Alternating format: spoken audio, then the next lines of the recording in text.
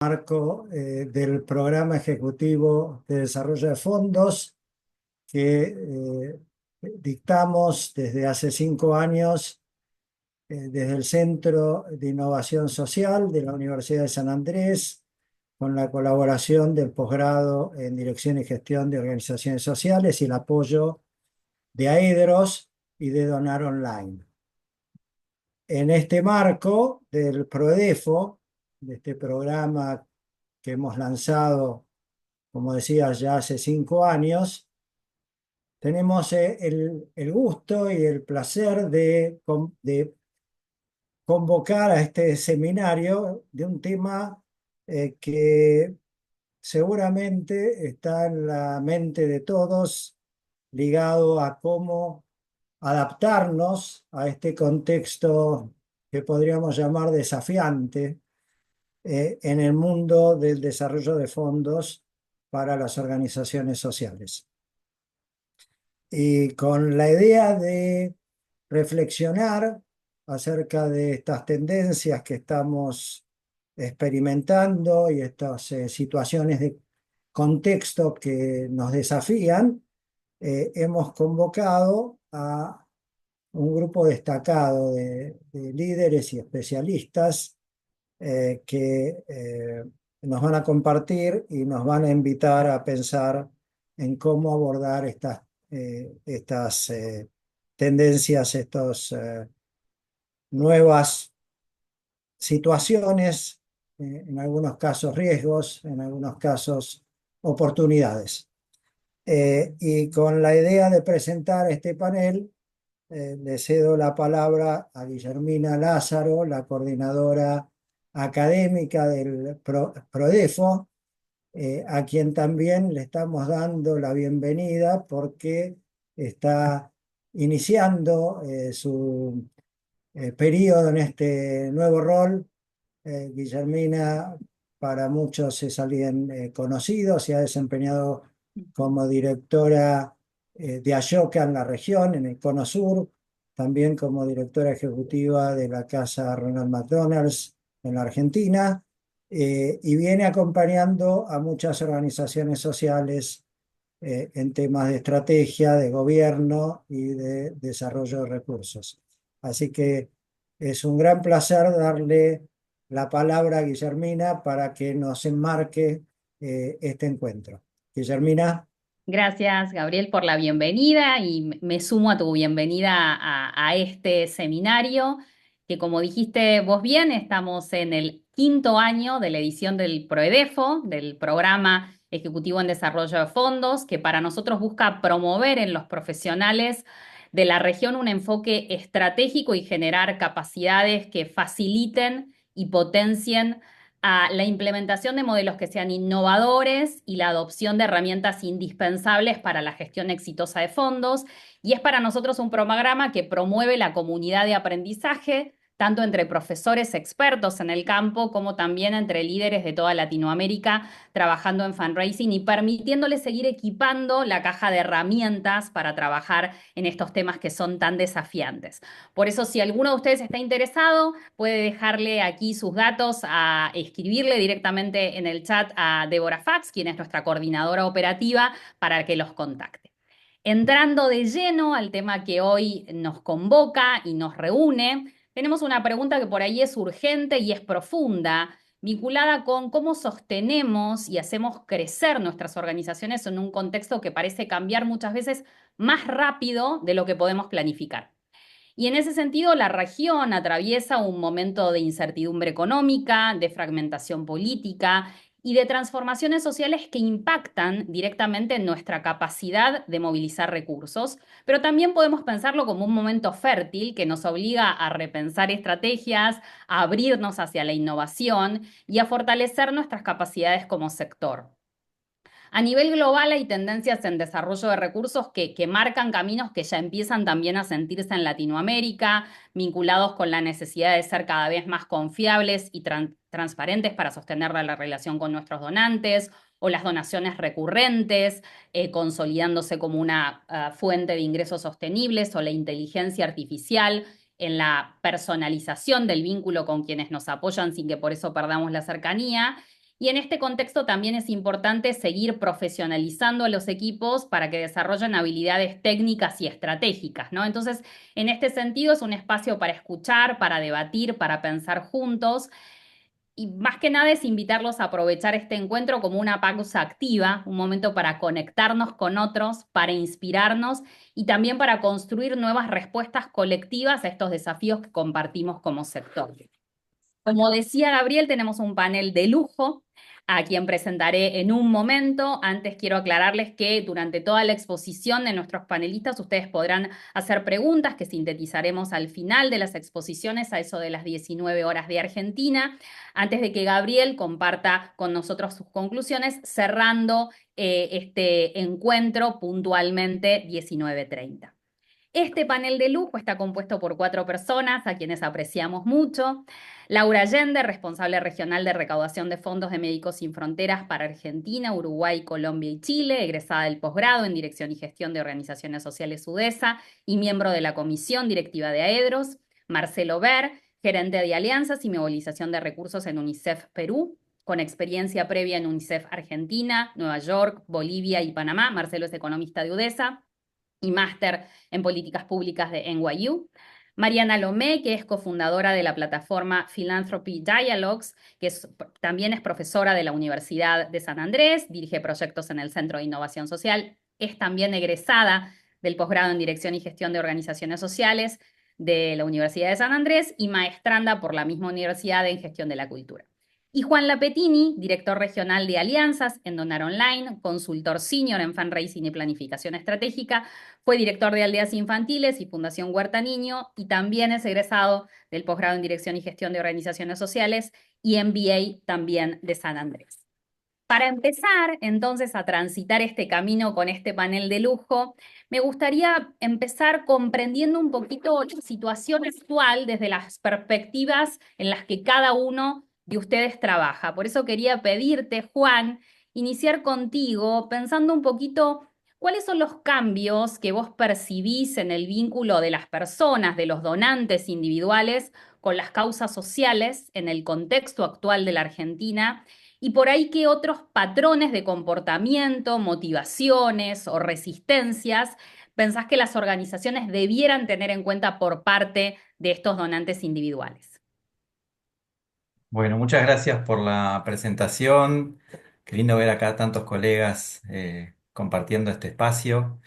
Y bueno, en primera medida, tengo la suerte de estar trabajando en Donor Online y de acompañar muchos procesos formativos y de estar en constante contacto con los colegas y poder escuchar qué es lo que está pasando, ¿no? Entonces, veo un cambio profundo, sobre todo en la actitud de las personas hacia donar, es decir, en este momento hay mucha búsqueda de sentido y a la vez también lo que percibimos es que el acto de donar se transformó en una acción más efímera, más volátil, todo obviamente dentro del combo de la emocionalidad, ¿no? Entonces, yo lo que percibo y que vengo también discutiendo con muchos colegas es el agotamiento de los modelos de marketing clásico que han servido muchísimo para las primeras grandes campañas que se han realizado, sobre todo en las organizaciones grandes.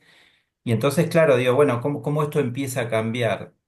Y bueno, esto en lo personal me movilizó, estoy realizando un programa de ciencias del comportamiento y lo estamos discutiendo con varios colegas porque lo que estamos tratando de entender es no solo los cambios que vemos y que percibimos con datos y a partir de los actos de donación en los distintos canales, sino tratar de entender desde el origen qué es lo que está modificando esta conducta de las personas, pero qué está en el origen y no hemos logrado entender, insisto, por abusar de acciones del marketing clásico, ¿no? Entonces, una cuestión que también vengo percibiendo es que las organizaciones quizás que inician el camino del fundraising copian necesariamente acciones de otras organizaciones y en muchos casos sin saber por qué.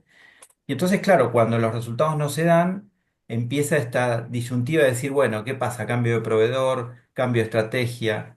Y acá hay algo clave que tiene que ver con, por un lado, entender qué es lo que está pasando con el acto de donación de las personas, con las nuevas generaciones que traen nuevas conductas y nueva cultura, pero también con la modificación del mensaje, ¿no? Esta construcción nueva de la narrativa para convocar. Entonces, estamos como en un momento revolucionario, atravesado obviamente por la inteligencia artificial que modifica por un lado las conductas, que permite que las organizaciones también tengan más facilidad para reelaborar mensajes, pero a la vez también un llamado a humanizar lo que son los procesos de donación, ¿no? Digo, porque no es solamente las personas buscan acompañar una situación, sino que buscan identificarse con organizaciones que tienen misiones muy potentes, que son tangibles pero que a la vez provocan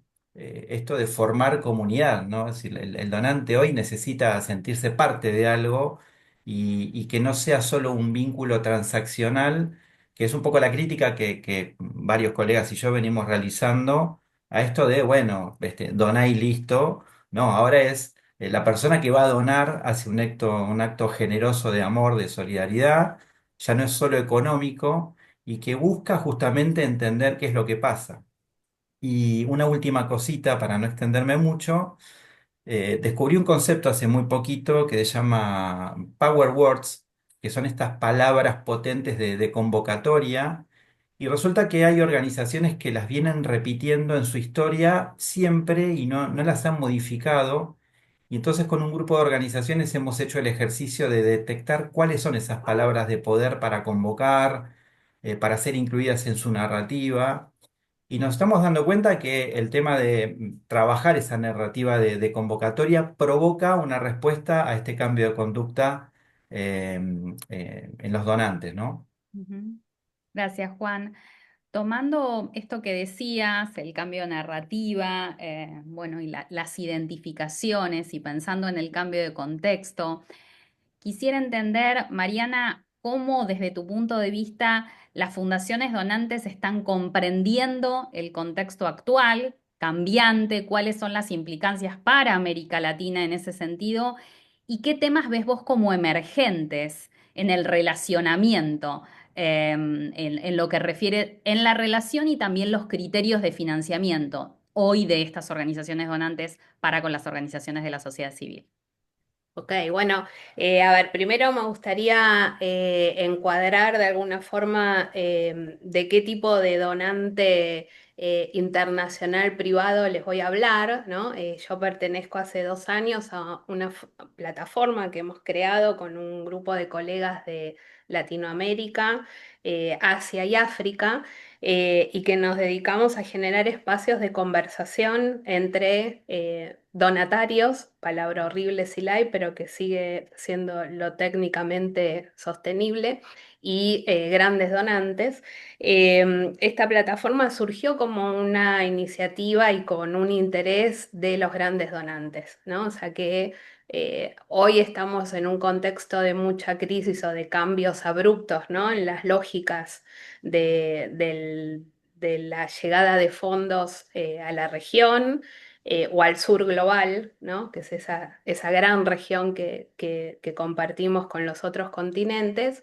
Pero en realidad los donantes privados vienen sintiendo como cierta incomodidad o haciéndose preguntas desde hace varios años ya sobre esto, ¿no? Sobre cómo es qué pasa con esa gran cantidad de fondos que se han movilizado durante años entre el norte global y el sur global. Hay cuestiones que no les cierran, hay autocrítica en este no cerrar. Sin duda, también son muy sensibles a movilizaciones sociales y ambientales, ¿no? Del sur que empiezan a elevar la voz, ¿no? Y en el contexto de los movimientos sociales y ambientales que venimos viendo. Y en ese encuadre lo que estudiamos dentro de esta plataforma sobre todo, y me parece que es importante el foco, es cómo es el intercambio de valor, de aportes, de saberes y cómo es el juego de toma de decisiones con respecto a las donaciones y las alianzas que tienen que ver con tres agendas sobre todo: justicia climática, género y derechos humanos, ¿no? Que son tres agendas muy potentes para para este gran campo de la filantropía, y que paradójicamente son las agendas que no suele tomar la filantropía doméstica, como le llaman ellos, o como solemos decir nosotros, la inversión social privada a nivel nacional o local, ¿no? Entonces, ese es desde la mirada, ¿no? Sobre estos temas, ¿no? Entonces, ¿qué es lo que está pasando? Del lado de los grandes donantes hay una fatiga en términos de sentir que han movilizado recursos durante mucho tiempo en forma abundante y que esos recursos no están llegando tan al territorio como ellos creían que llegaban. Saben que no han dejado estas inversiones capacidades instaladas y no terminan de entender por qué. em, Se dan cuenta de que no han generado tanto impacto como creían que generaban. Se preguntan si están teniendo los interlocutores adecuados en estas transacciones de recursos que implican decisiones políticas, ¿no? Porque si hablamos de financiamiento a estas causas poco sostenidas en las agendas locales, financiar o no estos temas puede implicar que en un país o en una región estos temas cobren relevancia o no directamente, ¿no? El famoso achicamiento del espacio cívico no financiado para estas causas tiene un atributo de poder sobre esa agenda muy fuerte. Con lo cual hay muchas preguntas y muchos estudios y muchas investigaciones sobre cómo deberían plantearse un nuevo modelo de transferencia de poder en la toma de decisiones a las organizaciones del sur local, del sur global, ¿no? En eso estaban cuando ocurrió lo que ocurrió en el contexto de los grandes apoyos públicos, de fondos públicos de los Estados Unidos, ¿no? Dejo ahí, si quieren, después seguimos, ¿no? Pero ese sería el panorama que les Ujú, puedo ujú. aportar. Gracias, Marian. Eh, Vimos un poco, bueno, estas grandes fundaciones filantrópicas, qué está pasando con los donantes individuales. Me gustaría entender desde tu mirada, Marcelo, cómo impacta este cambio de coyuntura, esta incertidumbre económica en la agenda de la responsabilidad social, en la colaboración entre las organizaciones sociales y las empresas, y fundamentalmente también si vos en este momento particular observás una retracción o una transformación o una reconfiguración de las prioridades. ¿Cuál es tu mirada en ese sentido? Buenísimo. Bueno, yo les voy a compartir una mirada quizá de fuera de Argentina, ¿no? Como Guillermina me presentó, dirijo el área de fundraising de UNICEF acá en Perú. Vivo hace 15 años fuera del país, ¿no? He trabajado con UNICEF en distintos lugares. Y ahora en Perú estuvimos hablando mucho con colegas de otras ONGs que trabajamos también en la movilización de recursos. Estamos intentando hacer una asociación peruana de fundraising, así como en Argentina tienen la bendición de tener a EDROS, en otros países nos vendría muy bien tener espacios de intercambio. Y lo que veíamos es que las empresas están un poquito, bueno, sobrepasadas por esta situación, ¿no? Nos contaba una empresa que una convocatoria que abre todos los años tuvo 80% más de pedidos que el promedio de años anteriores. O sea, somos todos tocando las mismas puertas, porque no solo es la caída de USAID, ¿no? Sino son varias otras donantes públicos que han caído al mismo tiempo, y eso ha dejado también que algunas empresas tengan que subir también para recomponer tejido social roto. Acá en Perú se ve mucho en pequeñas economías rurales donde las empresas asumieron un rol más grande, quizá reconfigurando prioridades. Nos piden más temas de core business, justamente temas bien alineados a su negocio, ¿no? Ya no es que quieren invertir todas en nutrición o educación, Por ejemplo, nosotros estamos yendo mañana con una empresa, con un laboratorio MSD a Iquitos, en la selva peruana, no sé si conocen, si no conocen es hermoso, a ver unos temas que bajó la vacunación, ¿no? Que es algo que se ve a lo largo de toda Latinoamérica, y acá en Perú, por ejemplo, la vacunación, todos aprendimos que tiene que ser 95%, ¿no? En COVID para la inmunidad de rebaño tenemos algunas regiones en el norte que bajó a 75, 72%, y esta empresa no solo nos da un grant, ¿no? Sino que pone su expertise en romper barreras, su influencia, distintos temas de comunicación, y eso es algo que cada vez nos piden más, ¿no? Y creo que es interesante para todos los que trabajamos en fundraising pensar cómo podemos aportar. Varios tienen los temas de voluntariado que pueden aportar. Nosotros en UNICEF, obviamente por nuestra naturaleza, la asistencia técnica a los gobiernos, no podemos hacer eso, pero sí tenemos opciones, por ejemplo, de asesoramiento en temas de lactancia materna, cuidados para niños pequeños. También un caso que les quiero mencionar rápidamente, que trabajamos desde UNICEF cuando yo estaba en la regional en Panamá, era con la empresa Tigo, que es la tercera empresa más grande de telecomunicaciones a nivel regional. Tenían todos unos temas de bullying ellos que les preocupaban. Les pudimos dar asesoramiento y eso nos dio acceso quizá a poder acceder a grants de ellos y también a sus clientes, ¿no? Para que hagan donaciones recurrentes, que para mí siempre es un gran foco. A veces las empresas, quiero aprovechar para pasar este mensaje también, que nos enfocamos, vamos todos corriendo detrás de esas grandes empresas, pero las empresas hoy están, mañana se van con otro, ¿no? A mí me resulta en 15 años trabajando en fundraising en UNICEF, a veces un poco imprevisible el ciclo de las empresas. Me parece interesante también tenerlas en cuenta como acceso a donantes individuales, sean sus empleados, sus clientes, a través de sus redes, que te dan esos recursos que sí son predecibles, son irrestrictos, y en lo cual yo intento focalizar mucho como con alianzas que le contaba como estas contigo, y entonces sí vemos una reconfiguración, ¿no? Donde nos piden más foco en temas muy relacionados a su core business, cómo podemos involucrar su expertise, su conocimiento, su capacidad de innovación, y también nos piden muchos temas medioambientales, ¿no? Bueno, esto no es un cambio obviamente por la crisis que está pasando con los fondos públicos, que para algunas organizaciones pueden representar 70%.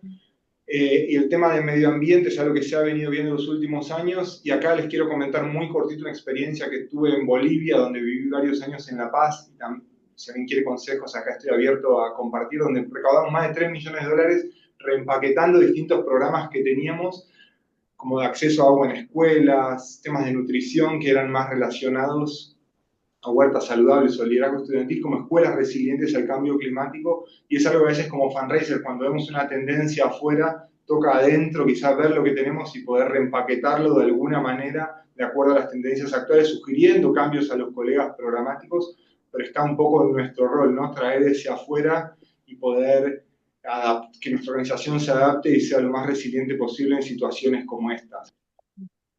Gracias, Marce. Tomando por ahí esto que decías y entendiendo esta nueva competencia que se genera a partir de la retracción de los fondos que venían específicamente de Estados Unidos y la reconfiguración a partir de la competencia que se da localmente, me gustaría preguntarle a Laura, ¿cómo describirías vos hoy desde tu rol regional en Médicos Sin Fronteras el panorama de financiamiento para las causas sociales, Laura, en América Latina, y cómo afecta en este momento a la sostenibilidad de las organizaciones esto?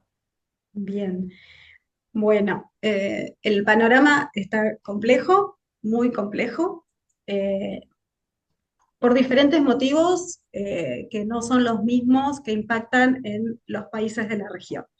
Puedo comentar un poquito, al menos donde tenemos la experiencia.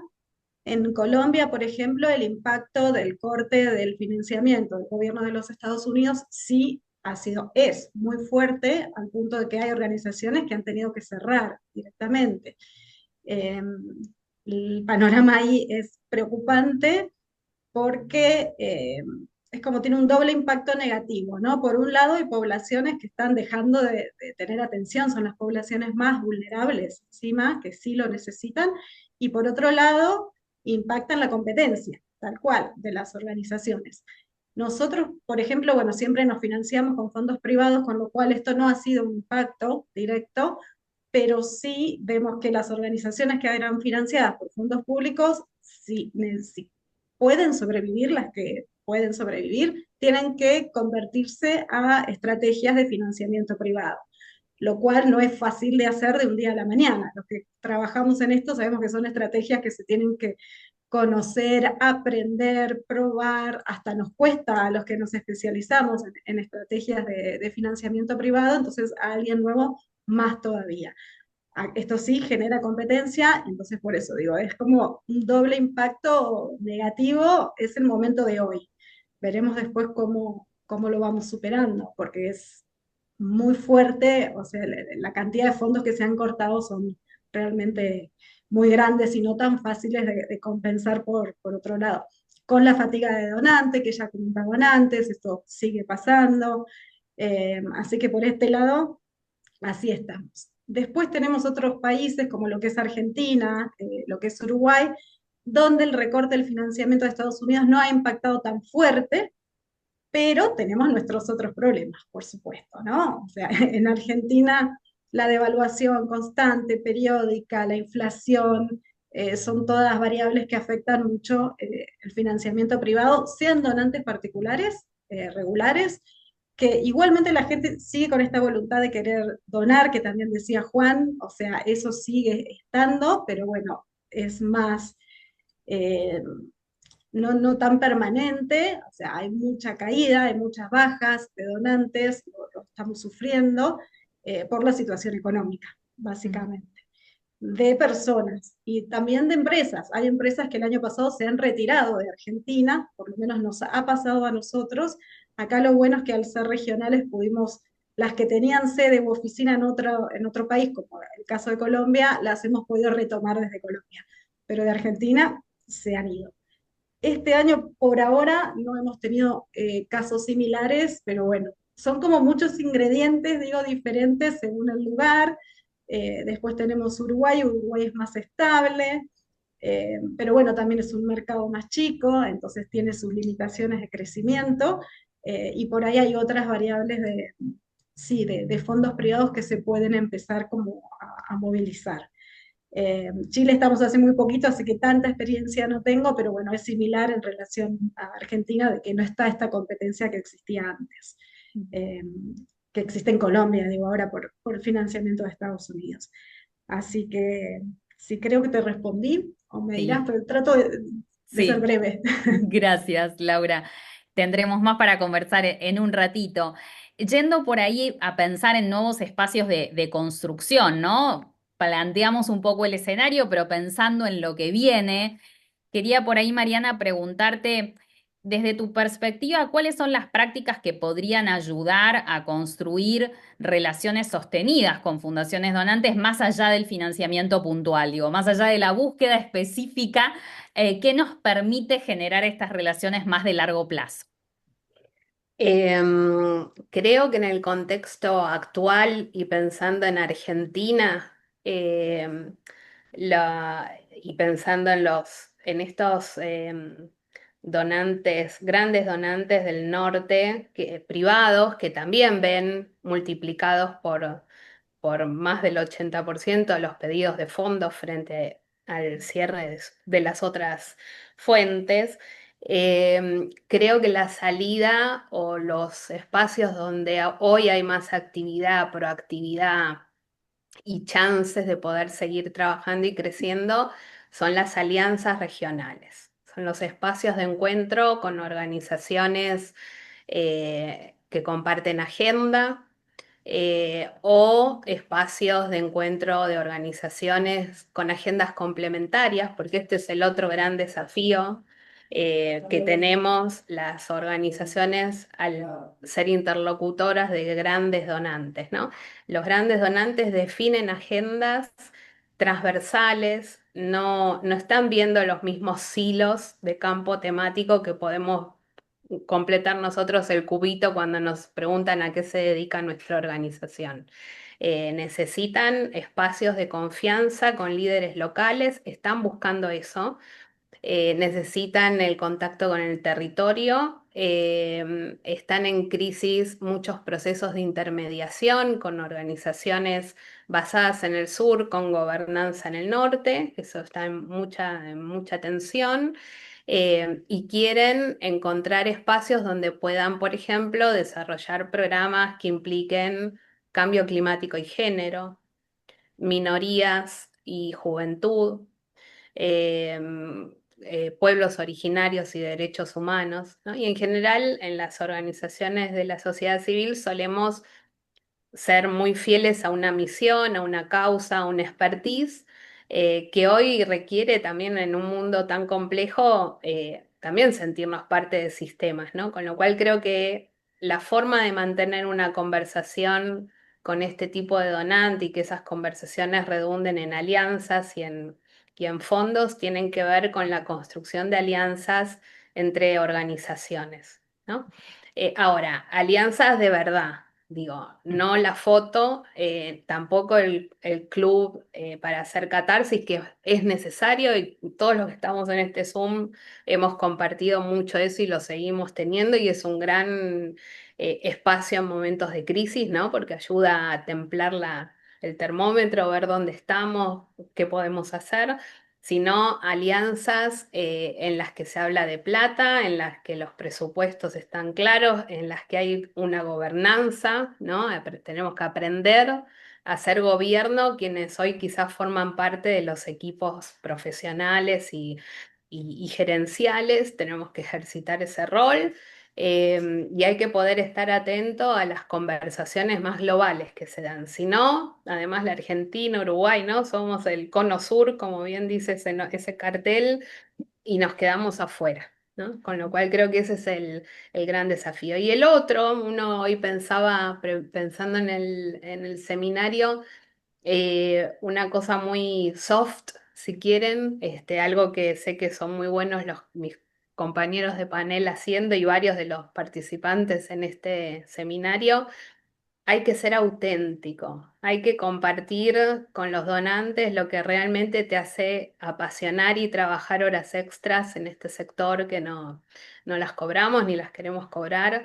Hay que compartir los temores, las preocupaciones, hay que abrir los números, hay que hacer que entiendan cuáles son los contextos en los que trabajamos y hay que mostrar sobre todo el divorcio en los tiempos. Hay un tema del el tiempo, si es esta frase de que el tiempo es dinero, ¿no? El dinero es tiempo también. Los donantes del norte global son muy poco sensibles, no por maldad, sino porque está fuera de su contexto de comprensión, de su marco mental, entender las urgencias y las emergencias del sur, ¿sí? Y después son muy, pero al revés, una vez que estamos en contacto con ellos y desarrollando programas, activan una urgencia muy fuerte en que mostremos resultados en el corto plazo. Y esos cortos plazos muchas veces incluso culturalmente son inviables para las comunidades con las que trabajamos, el tiempo que lleva generar un diálogo de confianza entre una comunidad rural y una organización técnica que llega desde Buenos Aires con la mejor voluntad para hacer algo en conjunto, ¿no? O sea, hay una fricción en los tiempos, ¿no? Y también se toman mucho tiempo ellos para decidir y para delegar los fondos, ¿no? Y entonces la urgencia que tenemos en nuestros países a veces no puede esperar eso, ¿no? Entonces hay un descalce muy fuerte en el tiempo, en la comprensión mutua de los tiempos que tenemos, ¿no? Con lo cual hay que conversar, Es bien ser interesante esto sinceros. que decís, porque estos donantes del norte global, pasando por lo que Juan decía de individuos, hablaron ambos de los espacios de formación de confianza, de la búsqueda de sentido, de la necesidad de generar comunidad y de ser auténticos para poder identificarnos. Entonces me parece que también hay un senderito que es bastante común en ese sentido. Yendo un poco a la relación con las empresas, quería preguntarte, Marcelo. Vos hablabas, bueno, de que están preocupadas por ir al core business, ¿no? Que se generen alianzas en donde uno vaya al core organizacional. Pero en ese sentido, ¿qué propuestas ves hoy que son innovadoras, que se están valorando frente a las típicas alianzas tradicionales? Mismo. ¿Hice algo raro? ¿Me piñé o me ven bien? ¿Te vemos bien? todo bien, quise agarrar un momento nomás. Buenísimo, bueno, yo desde UNICEF les quería compartir un poquito estos pedidos, ¿no?, que nos hacen de cómo podemos generar valor agregado más allá de nuestra marca, ¿no? Porque la gente dice, no, vos sos UNICEF, la tenés fácil, vas, llevas la marca y listo. Bueno, no es así, o por lo menos no es así los últimos años, ¿no? Las empresas esperan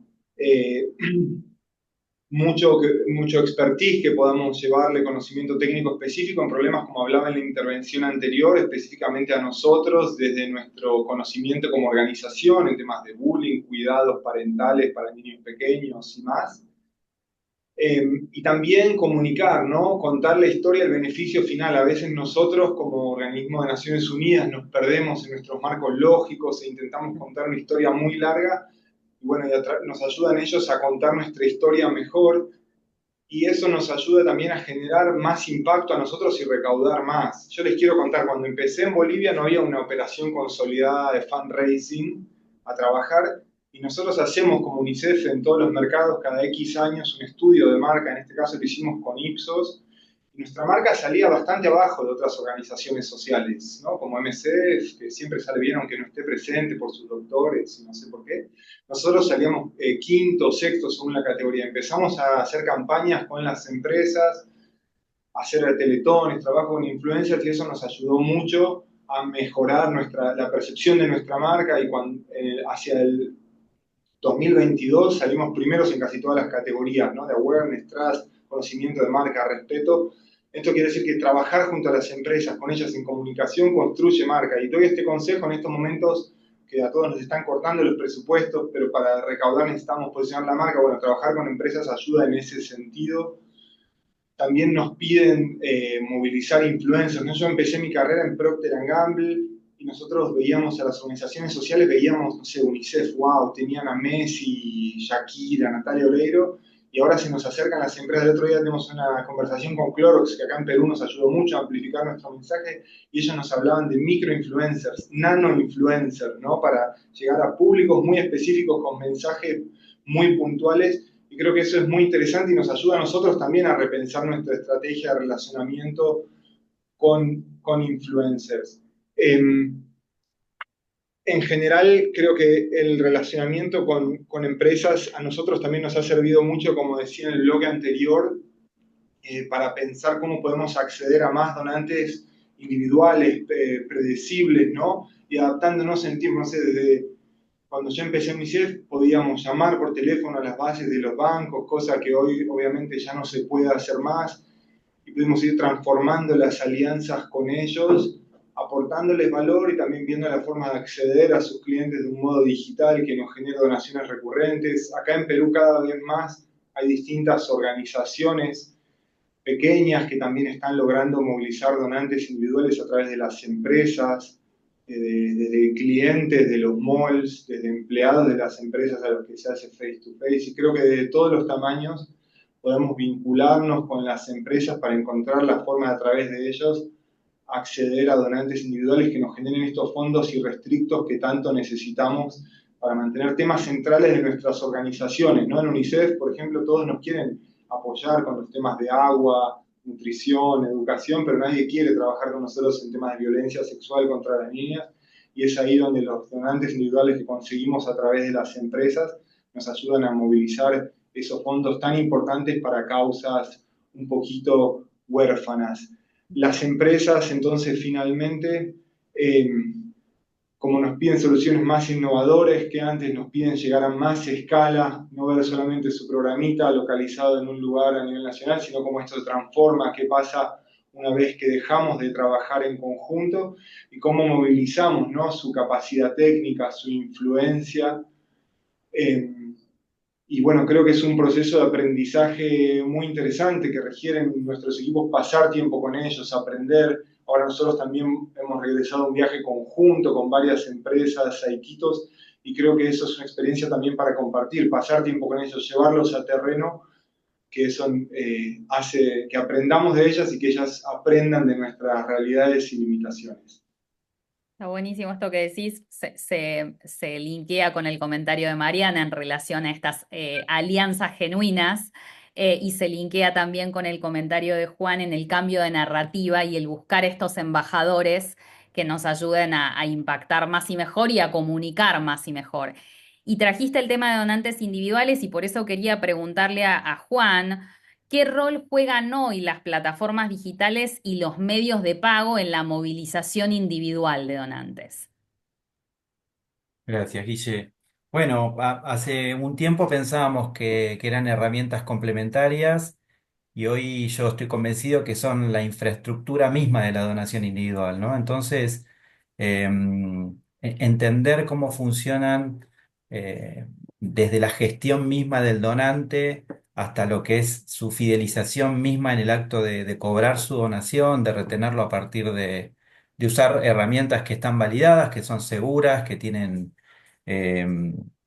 no solo procesos internos, sino, digo, validación en cuanto a lo que son códigos de seguridad, ¿no? Entonces, hoy no alcanza solamente con brindarle al donante un formulario seguro, sino que hay que acompañarlo desde esa gestión continua en la donación, que no perciba fricción en su acto de donar. Y uno de los grandes temas que yo percibo también por el trabajo en Donar Online tiene que ver con esto, ¿no? Con las organizaciones que reducen este proceso de fricción, o esta fricción sería en realidad con los donantes, son las que mejor éxito tienen, ¿no? Las que utilizan menos pasos a la hora de donar, las que piden menos información, las que a la hora de fidelizar personalizan. Pero también digo, en este acto de personalizar, que hoy hay muchas herramientas que lo permiten, personalizar no es robotizar, ¿no? Y entonces también a partir de tantas herramientas que vemos que automatizan estos mensajes, lo que empezamos a notar también es esta robotización de los mensajes, la deshumanización del contacto con el donante. Y entonces, bueno, muchas de nuestras sugerencias están vinculadas al acto de donación en dos conceptos centrales, ¿no? El primero que tiene que ver con el acto de la donación en sí no termina a partir de que se consiguió el sí del donante, sino que quizás la vida útil de ese donante, el lifetime value, el cálculo del lifetime value tiene que ver muchísimo con cómo es todo ese proceso, ¿no? En cuántas veces se le invita a donar por sobre su donación, de qué manera se le solicita el upgrade. Y quiero compartir algo que tiene que ver con digo, esta tendencia que hay de muchas organizaciones que se negaban a realizar el upgrade automático y de a poco fueron sumándose, es que, bueno, los donantes en una encuesta que hicimos hace relativamente poco, tienen un alto rechazo a que de manera automática le digan, bueno, si no estás de acuerdo, escribime o llamame o lo que fuera. Y entonces, claro, decimos, bueno, hay que personalizar, hay que humanizar, hay que hacerlo comunidad, pero de golpe y porrazo le decimos, te aumentó la donación como te aumenta Netflix o cualquier plataforma y hay que acompañarlo. Entonces, eh, ahora el tema es, eh, podríamos debatir mucho sobre la necesidad de las organizaciones de actualizar la donación, lo decía un poco Laura al principio con el tema de la devaluación, la inflación, etcétera. Pero la verdad es que creemos que hay que analizar muy bien cuando hablamos de generar comunidad. No solamente es el mensaje o el multimensaje que elaboramos en newsletter para llegar a las personas, sino de qué manera nosotros también generamos comunidad en las acciones de esa gestión de la donación, ¿no? ¿Cómo rechazada, o mismo esto que mencionaba del upgrade, ¿no? Entonces, hay un tema inclusive que está vinculado a esto, que es cómo este ecosistema se apalanca en todos estos canales, ¿no? Es decir, en nuestra presencia en las redes sociales, en la comunicación específica de cada red social, que creo que es algo que venimos escuchando hace bastante y creo que es lo que mejor veo que se trabaja desde las organizaciones sociales, que es el uso de las redes para apalancar campañas. Pero bueno, se vuelve a imponer, había una vieja publicidad de UNICEF que estaba filmada creo que para Noruega o Dinamarca, que hacía mucho foco en menos likes y más donaciones, ¿no? Es decir, me mostraban a unos niños que decían, tuvimos 1 millón de likes, pero resulta que la situación es la misma.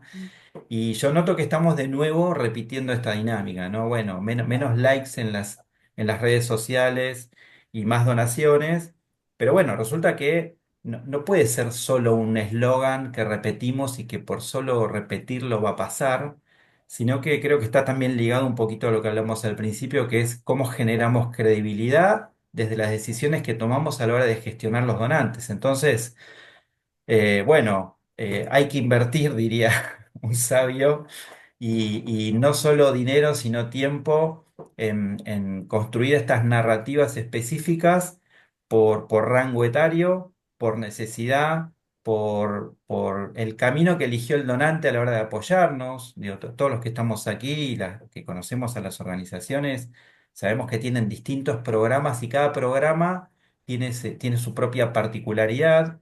Y entonces, si nosotros construimos un mensaje para la persona que decide apoyar género, y la bombardeamos con un newsletter que tiene 500 mensajes que no tienen nada que ver con género, es un sinsentido, ¿no? Entonces, claramente a veces por poner la figura del newsletter, ¿no? Perdónenme, pero digo, la figura del newsletter, del multimensaje, termina siendo confusa. No es que el donante quiere saber todo lo que pasa, quiere saber lo que pasa con lo que él decide apoyar.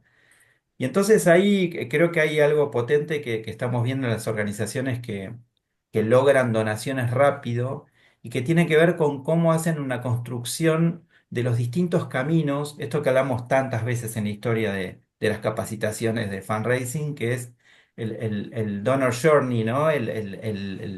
Los puntos de contacto que tenemos con los donantes y ya no es solamente marcar hitos, sino que es marcar infinidad de caminos y en cada hito tratar de personalizar y direccionar ese mensaje en función del interés que tiene esa persona con nuestra organización. Con lo cual, bueno, la injerencia de las plataformas, ya sea para el cobro y la gestión integral de esa donación, la fidelización, los pedidos concretos y esa construcción de comunidad, tienen muchísimo que ver con ya no solo eh, construir esta narrativa, sino construir múltiples narrativas que pregnen en lo que el donante nos ha manifestado que está acompañando. Y si no le preguntamos qué es lo que está acompañando, hagámoslo porque estamos así de cerquita de perderlo por el multimensaje, ¿no? Ujú.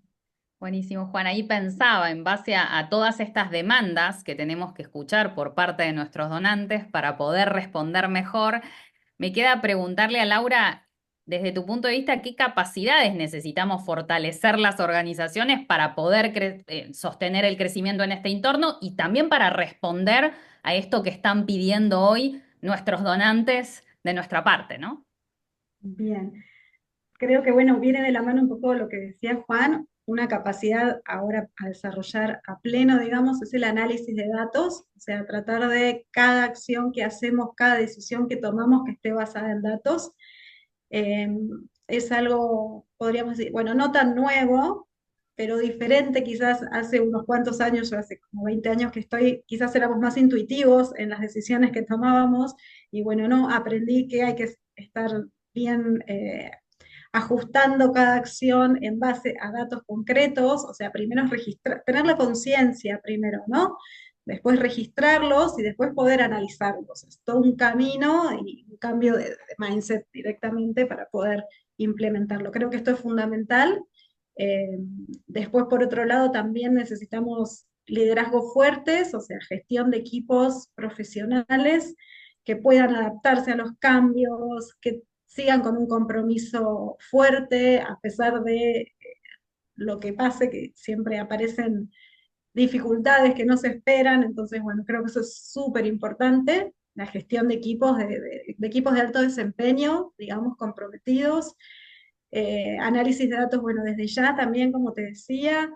Eh, bueno, manejo de la inteligencia artificial, no queda otra. Esto hay que hacerlo, hay que aprenderlo, no podemos, se nos pasa el tren, si no, así que si uno no puede, alguien del equipo y empezar como de a poquito a, sí, a permear estas habilidades, estas capacidades dentro de la organización, un buen uso, por supuesto, porque hay de todo, ¿no? Pero está bien también justamente capacitarse, inspirarse en algunas organizaciones de buenas prácticas, cómo lo usan, cómo puede impactar positivamente la organización donde estamos, eso también. Y bueno, la transparencia, la rendición de cuentas, mostrar el impacto, que la gente no, esta fatiga del donante, también creo que lo decía Mariana, doné y no pasó nada. Y bueno, no, pero ¿qué pasó? Algo pasó, eso lo tenemos que contar, que transmitir. Es importante que la gente, sí, se motive, ¿no? Porque uno obviamente cuando ve que su donación ha surtido un efecto, ha beneficiado a alguien de alguna manera, bueno, motiva, retiene, fideliza. Entonces creo que son varias, sí, capacidades que hay que tener, desarrollar, mantener y mejorar todo el tiempo. No se te escucha, Guille. No quise interrumpir y me muteé. Perdón. Tenemos muchísimas preguntas de las personas que están compartiendo el Zoom con nosotros, así que buenísimo por ese lado. No quiero preguntar yo, sino resumir alguna de las preguntas que nos están haciendo quienes están compartiendo este Zoom hoy. Y una tiene que ver con qué aspectos ustedes consideran de la cultura organizacional que pueden potenciar aún más el desarrollo de fondos. No sé quién quiere empezar.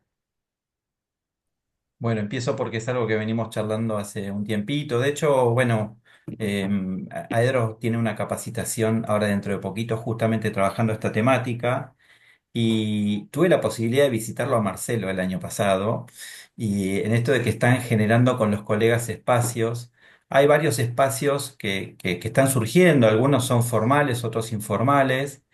Y es una temática recurrente, que es cómo logramos cambiar la cultura de la organización para que la organización esté encolumnada detrás del objetivo, ¿no? Y algo que quizás para nosotros es obvio y no lo es tanto, es la pregunta recurrente de, bueno, ¿cuándo se termina esto del financiamiento? ¿No? Y en muchos casos escucho a líderes que dicen, bueno, consigo un fondo y ya está. Y es tremendo, ¿no? Porque en verdad lo que continuamente decimos es algo que no se termina nunca. Y el día que las organizaciones lo entiendan, no solo van a entender que tienen que tener puesta la cabeza en conseguir financiamiento para sostener y amplificar sus programas, sino que van a entender también el concepto de la diversificación. Porque si no entendemos que es algo que no termina y en donde toda la organización tiene que estar con distintos porcentajes, ¿no? Pues no decimos que todos tienen que hacer fundraising 100% 24/7, sino que decimos que todos tienen algo para dar a la hora de o presentar una propuesta o ver un donante o convocar o participar en la narrativa o todo esto que venimos compartiendo, ¿no? Entonces...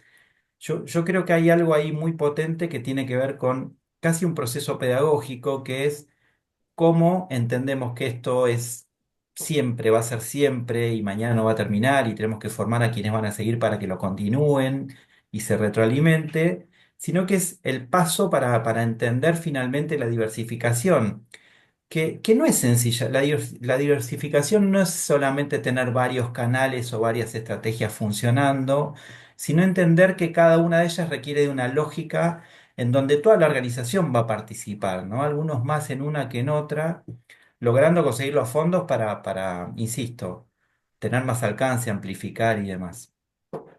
Gracias, Juan. Sé, Marian, que la cultura te atraviesa, así que te tengo.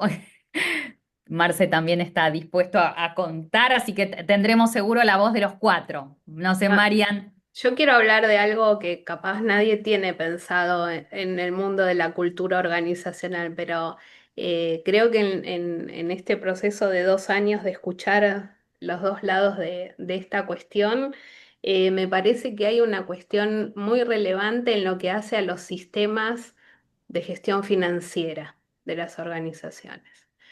Yo sé, hay organizaciones que, por ejemplo, sueñan con un endowment, porque el endowment sería el fin de muchos problemas, ¿no? O de una parte, o tener algo, y sin embargo, no nos cuesta mucho hay que revisar los estatutos, porque a veces uno mismo, la organización misma no ha tenido en cuenta ciertas cuestiones o el mundo nos pasó por arriba, pero creo que es algo que es muy importante y que las grandes donaciones miran y que vamos a necesitar si queremos crecer, ¿no? Un buen sistema de gestión financiera, que darle el tiempo a los equipos internos de la organización a que entiendan lo que necesita ese malo de la película, que es el administrador de todo esto, ¿no? Las cuentas separadas, la sofisticación que implica operar con bancos del exterior. ¿Cuánto sale realmente? Las organizaciones no saben cuánto sale el costo de transacción de transferencias. Si no conocemos ese mundo, no podemos jugar en canchas más sofisticadas que son las que necesitamos, ¿no? La inversión de largo plazo, el acuerdo, los proyectos, aunque sean renovables año a año, un acuerdo con un gran donante de la filantropía global a 5 años, ¿no? Si no tenemos esa estructura, es muy difícil. Es caro, quizás la entrada en esto es costoso, hay que encontrar un profesional que se ponga la camiseta y que venga con esa capacidad. Pero también es algo que se puede, y muchos de los que están en la audiencia han compartido conmigo este sueño, se puede también compartir la inversión entre un grupo en una alianza o en un holding de organizaciones, digamos, ¿no? Son herramientas muy necesarias y que también para la cultura organizacional hace falta pensar en un colectivo de organizaciones, ¿no? Estas cosas que de a poco vamos haciendo, ¿no? Sedes locales compartidos para ahorrar gastos operativos, estructura de financiamiento, aprender de este tema, tener a alguien bueno en esto entre varias organizaciones, facilitar la movilización de recursos, ¿no? La inversión, que no se desvalorice lo que logramos, lo que tanto nos cuesta reunir, ¿no? Cómo protegemos esos recursos de los embates de la economía global, ya ni digo nacional, ¿no? Creo que ese es un gran tema y es un tema cultural, porque la gran mayoría de los líderes cuando tienen que hacer su lista de deseos sobre por dónde empiezan, no ponen esto. E invertir en el sistema para manejar fondos es un gasto, ¿no? Entonces, o en la persona capacitada para hacerlo. Así que yo voy por ahí, por Buenísimo. eso, Gracias. para agregar. Marcelo. Yo quería sumar un poquito a lo que venía diciendo Mariana, que me parece que parte de la cultura también es poder intercambiar con otras organizaciones, ¿no? Que a veces la consideramos la competencia de la que tenemos mucho que aprender. Les quiero contar una anécdota. Yo cuando estaba trabajando en Bolivia tuvimos un lío grande entre UNICEF y otra organización social que me hizo algo, le hicimos nosotros, qué sé yo, empezaron a volar cartas a los directores regionales, todos nos llamaron, nos jalaron las orejas a los dos y todo. Fue todo incordio, perdimos mucho tiempo, dejamos de recaudar plata. Y mi aprendizaje cuando llegué a Perú fue, bueno, me tomo un café con esa misma organización y después con todas las organizaciones para intercambiar, ¿no? Y me parece muy importante, bueno, en Argentina ustedes están muy acostumbrados a intercambiar, a aprender. Me parece importante llamar, tengo una duda, ¿cómo lo estás haciendo? Finalmente, este no es un juego de suma cero, ¿no? El que te dice, este mercado está saturado, ¿saben qué mercado está saturado? Suecia está saturado, nosotros estamos lejísimos, ¿no? Hay muchísima gente que tiene que donar, nuestra competencia no es otra ONG, sino es, no sé, otros gastos que hace la gente, y hay muchísima gente que apoya varias ONGs a la vez y que nos puede apoyar a todos, entonces me parece muy importante llamar, aprender, y este también es un mensaje a los que estamos afuera de Argentina, quizá que no tenemos esa cultura de la cooperación tan metida entre nosotros, que tenemos mucho que aprender, ¿no? Acá cuando yo llegué y llamaba a la competencia preguntando cosas, me decían, ¿pero me estás llamando UNICEF? Sí, te estoy llamando, me decís, sí, ¿qué necesitas? Y ahora me llaman ellos, y creo que está muy bueno poder intercambiar y aprender y generar una cultura donde podemos crecer todos, ¿no? Porque también si crecemos todos es más fácil la regla de juegos, tenemos mejores proveedores, podemos dialogar mejor con el regulador. Entonces, me parece que también la cultura la cambiamos trabajando en conjunto entre todas las organizaciones sociales. Ahí pensaba, Marce, bueno, vos hablas esto, la cultura entre los pares, pensaba Laura en tu caso y en tu responsabilidad regional, esto de transmitir la cultura del desarrollo a las otras áreas, ¿no? ¿Qué Sí. desafíos ves ahí? Bueno, la cultura dentro de la organización Exacto. es como constantemente una educación interna, me parece, desde operaciones que vea el sentido, que estamos todos por lo mismo, ¿no? Y a veces cuesta, pero bueno, es algo que sí, tiene que ser. Quizás organizaciones más chicas lo tienen como más entrelazado, por decirlo, organizaciones grandes quedan distantes del área de fundraising, del área de operaciones, entonces, bueno, cuesta a veces que todos estemos con eh, la misma cultura de para qué estamos, cada uno cumple su rol, pero bueno, la misión es la misma, ¿no? Y después se me había ocurrido un ejemplo recién con lo que comentaban de colaboración entre organizaciones, creo que es un muy, muy lindo ejemplo en Argentina, la campaña de legados, ¿sí? Los legados son una fuente de financiamiento, podríamos decir casi innovadora para la región, si bien es viejísima y está recontra desarrollada en Europa, en Estados Unidos, donde los ingresos por esta fuente son muy grandes. De hecho, Médicos Sin Fronteras tiene como el ingreso más grande a nivel internacional proveniente de legados. Es algo nuevo para la región. Me parece que esta campaña entre varias organizaciones es muy positiva. Está en Argentina, idealmente estaría bueno como extenderla, creo, a la región, porque forma parte de esta cultura también, de transmitir a la sociedad esta nueva forma de colaborar, que mucha gente no la conoce. Hay ciertos tabúes también dentro de las organizaciones, otra cultura ahí para cambiar internamente, interna y externamente, ¿no? Es darnos a conocer que es, creo, un buen canal y un buen ejemplo hablando de colaboración en el sector. Aquí tengo otra pregunta que por ahí esta es más para Mariana, vinculada con la tendencia de las inversiones de impacto en detrimento de la filantropía tradicional, para las cuales, nos dice la audiencia, la mayoría de las organizaciones no están preparadas desde la estructura operativa hasta las capacidades de implementación. ¿Cómo ves vos, Mariana, esta tendencia en este sentido?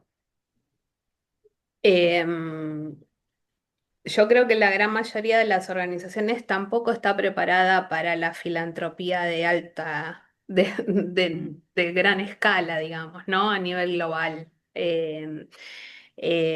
Son dos lógicas diferentes, no es mi área de expertise, pero lo cierto es que sí, hay también, creo que es un tema que tenemos que mirar con algo que traía antes Juan, ¿no? El tema de los recambios generacionales en el mundo de la filantropía, ¿no? Las nuevas generaciones no se parecen mucho a sus abuelos o a sus padres, ¿no? Están mirando más esos otros tipos de colaboración, se quieren alejar bastante de la cuestión caritativa, ¿no? Que a veces se le atribuye a la filantropía.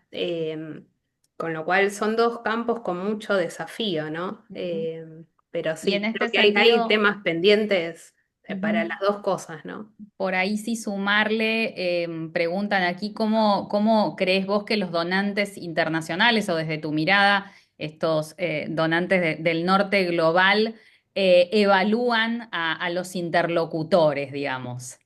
Mm. Ah, creo que tienen una doble mirada, porque hay muchos que son muy sensibles y que están muy atentos a los líderes locales. Tienen mucho interés de hablar con los líderes locales y establecer vínculos. Y cuando digo locales, digo quizás de organizaciones de alcance nacional, solo que para ellos son locales, ¿no? Ahora, dicho esto, también les pasa que muchas veces se entienden las necesidades de flexibilización de fondos para urgencias, de fondos pensados para organizaciones que requieren construir una infraestructura para poder pasar los due diligence exhaustivos a los que ellos someten a las organizaciones y demás. pero cuando se dan vuelta y tienen que rendir cuentas a sus órganos de gobierno, están en problemas y no pueden flexibilizar tanto como entienden que tienen que flexibilizar, ¿no? Con lo cual, en ese campo también hay gente que la está pasando mal en este sentido. Tienen compromiso, ven la urgencia, ven la necesidad, les cuesta llevar pruebas de la confianza que ellos tienen en territorio a sus grandes tomadores de decisión, ¿no? Y una de las cosas, déjame que diga, para ir complejizando la cosa, ¿no? No para simplificarla, sí hay en estos grandes donantes una mirada de sistema, que muchas organizaciones también tienen, ¿no? Y en este sentido, hay un tema que les cuesta mucho justificar frente a sus trustees, a sus consejeros, que es justamente esto que Marcelo bien bautizó las causas huérfanas, ¿no? Las causas difíciles, las que eh, la filantropía internacional no puede entender el bajo involucramiento de la filantropía local en estas causas. Entonces, tienen que llevar un mensaje a sus casas centrales en las que dicen, y sí, este es un tema tremendo, pero la filantropía local no está jugando ahí. Y bueno, si los propios locales no juegan ahí, nosotros, ¿qué hacemos jugando ahí? Un tema, ¿no? No es la audiencia de este seminario, pero digo, son conversaciones que sí los líderes de nuestras organizaciones tenemos que empezar a tener con los que tenemos a mano, ¿no? Con los colegas que hacen su trabajo desde la filantropía local, desde la inversión social privada a nivel nacional, ¿no? Conversaciones a desarrollar. Perfecto. Otra de las preguntas tiene que ver con donantes individuales. Aquí tanto Marcelo, Laura como Juan tienen experiencia en la materia y la pregunta tiene que ver con las tendencias en lo que refiere a adquisición y mantenimiento de donantes individuales, centrándonos específicamente en los jóvenes, ¿no? ¿Cuáles son las tendencias que ustedes ven en ese sentido?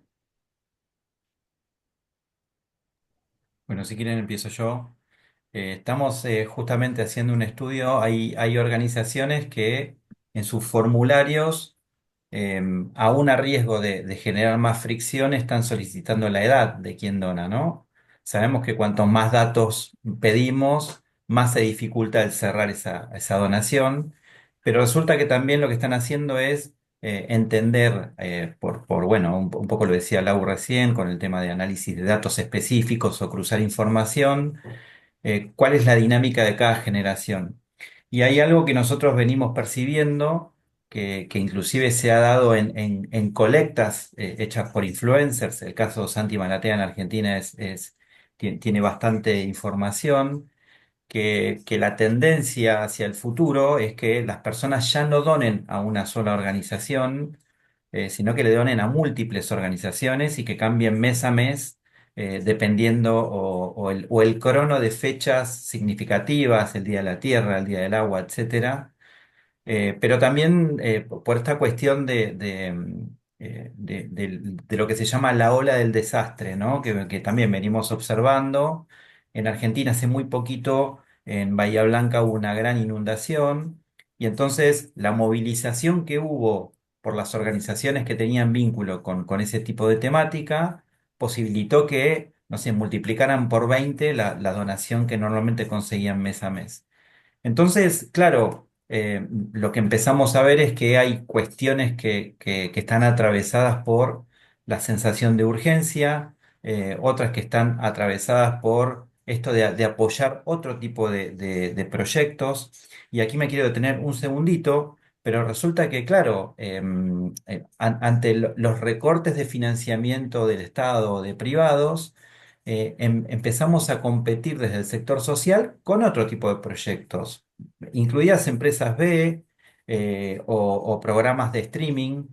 Y entonces, claro, ¿qué es lo que las nuevas generaciones están queriendo? Bueno, participar en el sostenimiento de proyectos sociales, pero también de ideas culturales o de voces disonantes a la política, a la actualidad, a la cultura.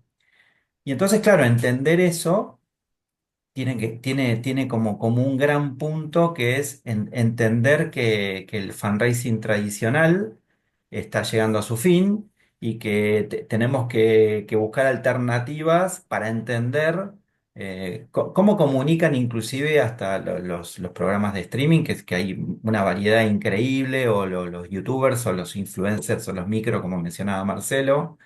Y entonces, claro que está cambiando muchísimo porque la donación tradicional, en donde apoyá mi causa, era el eslogan. Bueno, hoy no está funcionando tanto y entonces está muy vinculado a esto que yo comentaba al principio de la multinarrativa para convocar y para sumar, ¿no? Gracias, Juan. Marce. A mí, para empezar, a mí particularmente no me encantan los donantes jóvenes. O sea, nosotros que buscamos, tenemos mucho foco en donantes individuales recurrentes, nos va mucho mejor con los más grandes. Así que todo bien con los jóvenes, son el futuro y todo, bueno, pero también el presente son los de más 45, ¿no? Nosotros vemos una tasa de permanencia de más de 20% de los que tienen más de 45 versus los que tienen más de 35, y los que tienen más de 35 respecto a los de 25 con 17, 15.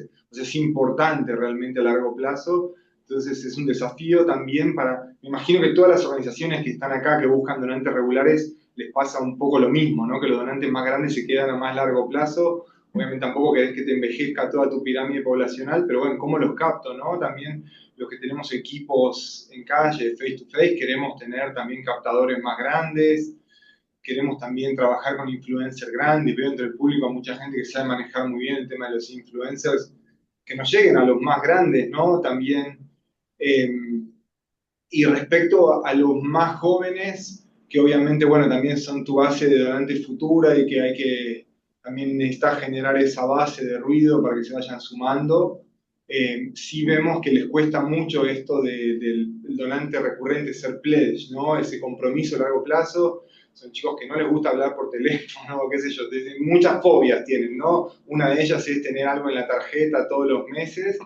Entonces ahí son estrategias más de multicash, adaptarnos a lo que quiere cada uno, donar una vez, quizá un monto un poquito más grande que lo donaría así regularmente, vuelvo a pedir en unos meses. Eh, También a nosotros ahora particularmente nos está funcionando, también hay que ver qué quiere el algoritmo, ¿no? Obviamente son este tipo de donantes, no los encontrás por teléfono ni loco, no se te frenan a hablar en una iniciativa de calle, son digitales claramente, los encontrás por publicidad en redes.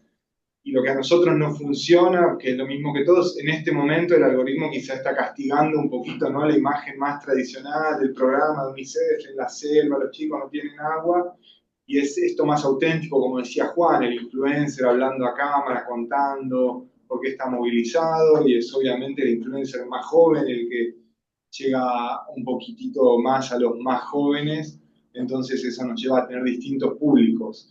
Pero en mi caso particular, prefiero invertir más recursos y más energía en los donantes un poquito más grandes, que son los que nos hacen el Pareto. Gracias, Lau. Y bueno, coincido 100% con Marcelo. Y lo que sí quería igual agregar, que nos interesa también el acercamiento de jóvenes, pero también es una cuestión que es de acuerdo un poco a la etapa de la vida, ¿no?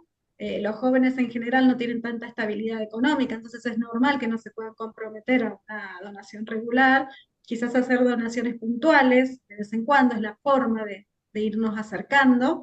Y otra forma que es bastante novedosa, algunas oficinas han desarrollado, nosotros no, pero lo miramos de vez en cuando, son como las iniciativas solidarias de gaming, ¿no? Cuando hacen todas estas jornadas de juego que yo no puedo creer que están 48 horas sin parar, y hacen recaudaciones que a veces son muy, muy grandes, y lo hacen con total convicción y porque quieren ayudar, y bueno, y es la forma que tienen los jóvenes de solidarizarse, es a través de su rutina quizás, ¿no?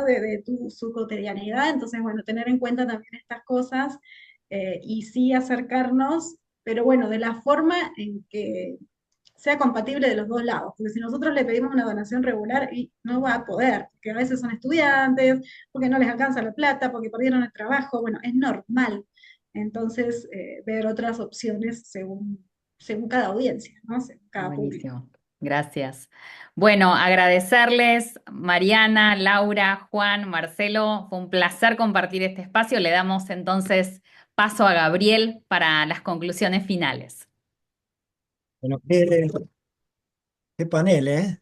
Cuánta sabiduría, cuánta experiencia, cuánta riqueza. Así que gracias a los cuatro y también a Guillermina por la moderación y darle forma a este diálogo. Y me quedo con algunas ideas que quisiera compartir. Hay mucho, ¿no? Pero algunas para enfatizar. La primera, algo, digamos, obvio, el cambio es permanente, ¿no? El cambio, digamos, uno piensa que enfrenta una coyuntura particular, pero cualquiera que mira tendencias va a observar que las organizaciones tienen que adaptarse en forma continua al contexto. Entonces, esa perspectiva que a veces tenemos está cambiando y nos preocupa, pero esto es parte de la realidad de la gestión en cualquier organización, ¿no? Uno tiene que estar mapeando el contexto, viendo las tendencias y viendo cómo se adapta a los cambios. Y ahí vienen los desafíos. Por supuesto, vivimos en un periodo donde se multiplican las herramientas, hablamos de la necesidad de gestión de datos, la necesidad de desarrollar algoritmos, la importancia de aprender a utilizar la inteligencia artificial, la necesidad de incorporar sistemas de gestión financiera y adaptarnos a los requisitos de distintos tipos de donantes. Bueno, todo eso requiere inversión, ¿no? Y cuando uno escucha a este panel y esta experiencia, no hay otra realidad que entender de que operar organizaciones que puedan trabajar, me gustó la metáfora de Mariana, en canchas más sofisticadas como las que vivimos hoy, requieren organizaciones con capacidad de invertir, ¿no? Y esto nos obliga a repensar los modelos organizacionales, las posibilidades de operar emprendimientos que busquen contribuir al bien público y las necesidades de las organizaciones para poder hacerlo con los requerimientos que los tiempos actuales nos demandan. Y me animo a pensar que quizás estas situaciones que estamos viviendo hoy deben ser vistas también como una oportunidad para reestructurar o repensar la configuración del mundo de las organizaciones sociales, para pensar cómo generamos sinergias, cómo generamos procesos de integración, quizá cómo pensamos fusiones, de manera de construir estas organizaciones que puedan operar en estas canchas más sofisticadas. Y lo sofisticado no solo tiene que ver con los requisitos de los grandes donantes, ¿no? Es innegable que vivimos en un periodo de pérdidas de lealtades, ¿no? Y las pérdidas de lealtades obligan a trabajar en forma permanente para identificar intereses, para responder a estas expectativas, para adecuar nuestros mensajes y los mecanismos, para construir comunidades en un mundo que no va en la dirección de construir comunidad, ¿no? Para desaprender o mirar con mayor espíritu crítico la excesiva adopción de herramientas de marketing para ganar donantes, que le planteaba Juan al comienzo, ¿no?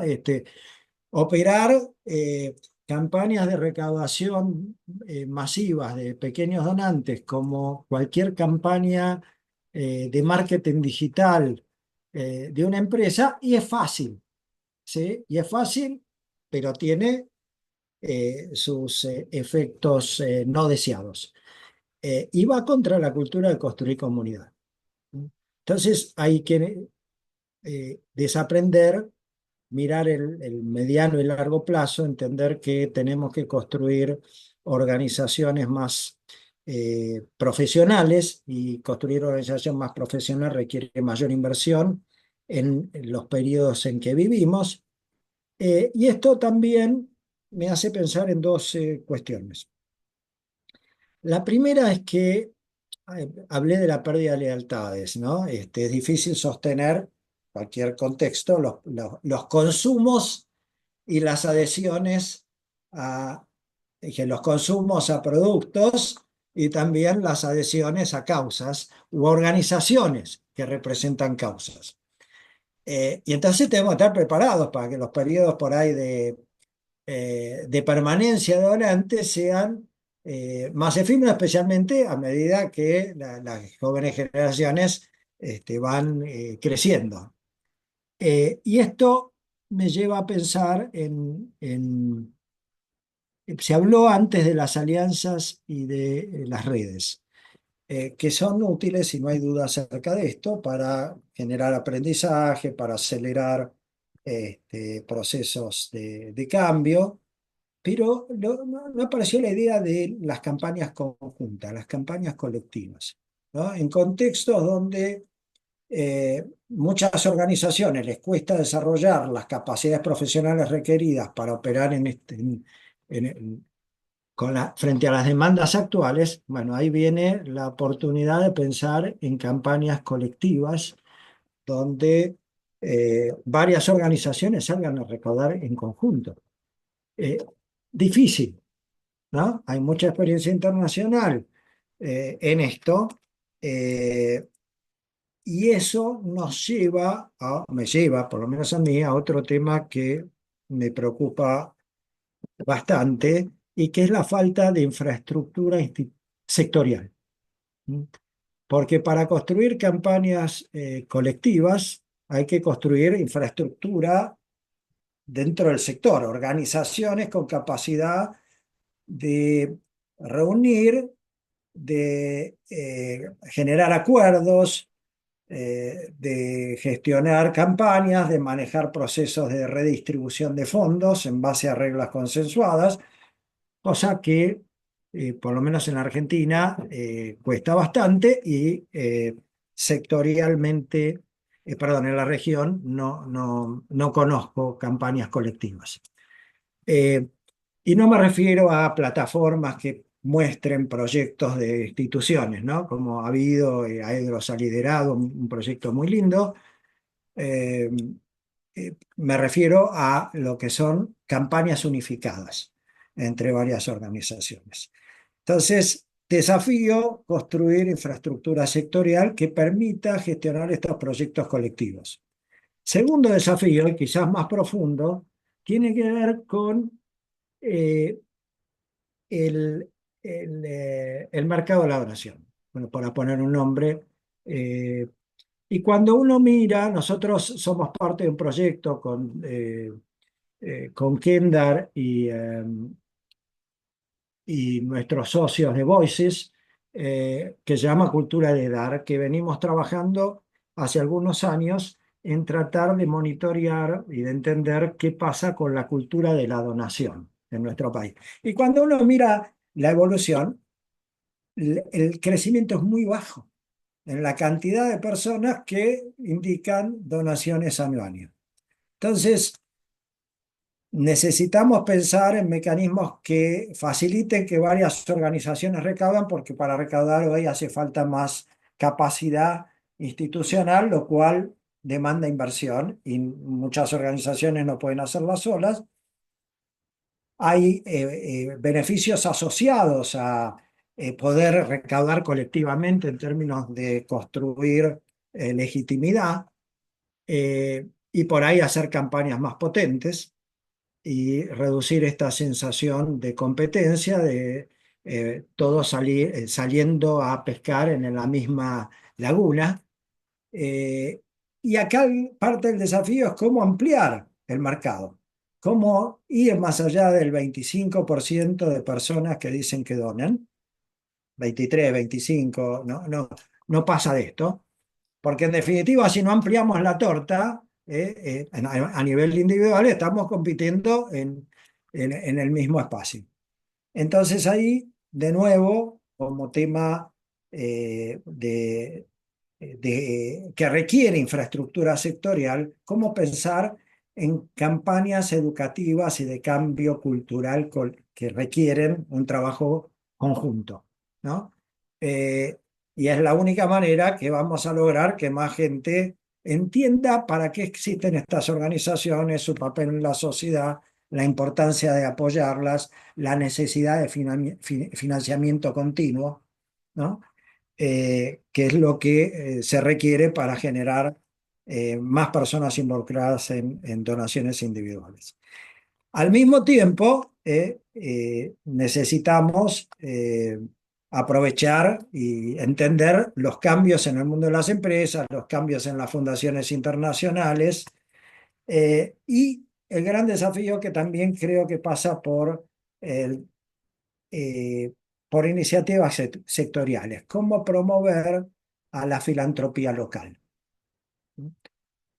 Porque cuando hablamos de las campañas individuales estamos finalmente focalizándonos en pequeños donantes, pero acá el desafío, por lo menos en la Argentina y en varios países de la región, pasa por cómo promover la filantropía local, ¿no? Y la filantropía local seguramente va a ser un imán también para la colaboración con la filantropía internacional, ¿no? Esto que mencionaba Mariana, que a los grandes donantes institucionales o también familiares, fundaciones familiares internacionales, cuesta entender la falta de socios, la falta de macheo, ¿no? ¿Qué pasa? Y hay riqueza, no es que no hay riqueza.